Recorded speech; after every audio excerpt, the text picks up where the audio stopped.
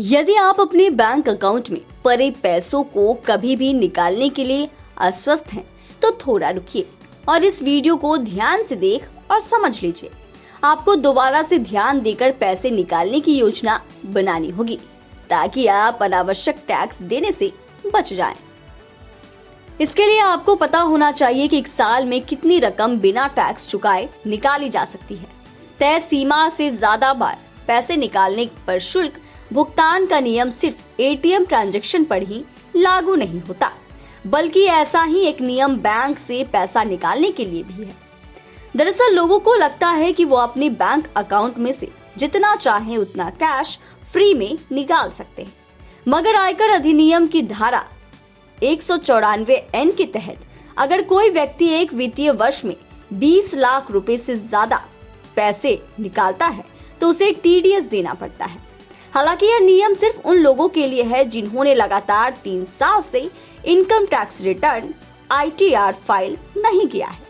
ऐसे लोगों को किसी भी बैंक, कोऑपरेटिव या पोस्ट ऑफिस से 20 लाख रुपए से अधिक निकालने पर टीडीएस देना पड़ेगा। हालांकि ITR भरने वालों को इस नियम के तहत ज्यादा राहत मिल जाती है।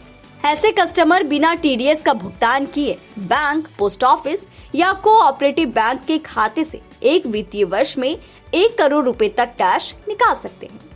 आपको बता दें कि इस नियम के तहत यदि आपने 1 करोड़ रुपए से ज्यादा अपने बैंक अकाउंट से निकाले तो 2% की दर से टीडीएस काटा जाएगा।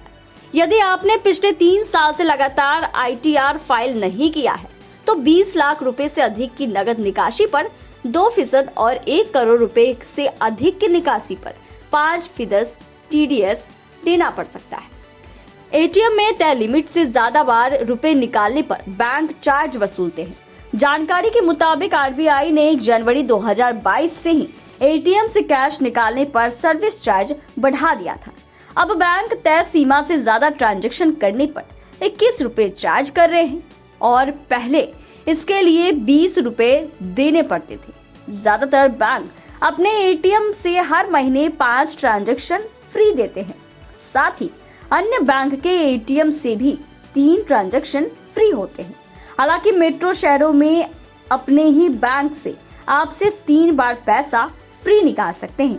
तो ऐसे में आप भी समझ लीजिए कि अगर आप भी बैंक अकाउंट में पड़े पैसे को कभी भी निकालना चाहते हैं तो आप ध्यान से समझिए और किस तरीके से यह भी ध्यान दीजिए कि अगर आप ऐसे ही पैसा निकाल रहे हैं तो इससे आपको बचने की जरूरत है, नहीं तो आपको टैक्स चुकाना पड़ेगा।